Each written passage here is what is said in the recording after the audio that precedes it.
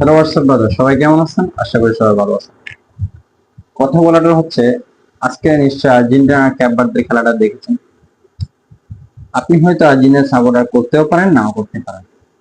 আপনি শুধু কথাটা শুনবেন, ঠিক আছে? আমি কথাটা বলা চাচ্ছি, সেটা হচ্ছে, একই তো আর্জেন্টিনাদের আজকে অনেক মানে হাই ভোল্টেজ হয়ে গেছে, মিনি হার্ট অ্যাটাকের মতো হয়ে গেছে। যেটা হচ্ছে, আজকে কিছু সুবিধা পাইছে। এক হচ্ছে, নিশ্চয়ই আপনি দুইটা ফ্রি কিক দেখছেন। একটা ফ্রি কিকে নিশ্চয়ই খেয়াল করছেন, রেফারি বাঁশি বাজাচ্ছে, হয়তো মেসি শুনছে, কিছু প্লেয়ার শুনছে, কিন্তু গোলকিপারটা শুনে নাই। গোলকিপার দেখছেন কিভাবে দাঁড়াইছিল, গোলকিপারটা শুনে নাই, ধুম করে বলটা মেরে দিচ্ছে। তাও ভাগ্যিস বলটা গিয়ে সেভ করছে গোলকিপারটা, ক্যাপভার্দের গোলকিপারটা। ও অসাধারণ খেলছে, ওর কথা তো বলে লাভই নেই।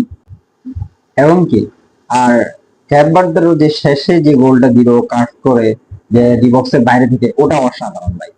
আসলে মাঝে মাঝে কিছু বড় দলের জন্য কিছু ছোট খাটো দল এমন হয়ে দাঁড়ায় যে এটা অনেক কষ্টকর। যেমন আপনি নিশ্চয় 18 সালে বেলজিয়ামের সাথে যে ব্রাজিল হাইরা বাড়িতে গেছে গা, ওইটা নিশ্চয় দেখছেন যে একটা কর্তোয়াকে গোল দিতে অনেক কষ্ট হয়েছে। পরিশ্রম করতে করতে শেষ। নেইমার কয়টা শট দিছে, সবাই শট দিছে, কিন্তু কর্তোয়াকে একটা গোল দিতে পারে নাই। একটা গোল দিয়েছে, 2-1 হয়েছে গোলটা। ব্রাজিল বনাম বেলজিয়াম আপনি যদি দেখেন, 2018 সালে বিশ্বকাপের ওই ম্যাচটা দেখবেন, ঠিক আছে? ওই ম্যাচটার ভিতরে সেম। ভাই বিশ্বাস করেন, ব্রাজিল ফ্যানদের চোখের পানি চলে আসছিল, এরকম একটা অবস্থা হয়েছে। এখন এবার দেয়ার যে আর্জেন্টিনার যে খেলাটা হয়েছে, এটা সেম একই। আরেকটা সূত্রে দেখা যায়, সেটা সেটা হচ্ছে 2022 বিশ্বকাপের যে ফ্রান্স বনাম আর্জেন্টিনা হয়েছে, ওই খেলাটার মতো হয়ে গেছে।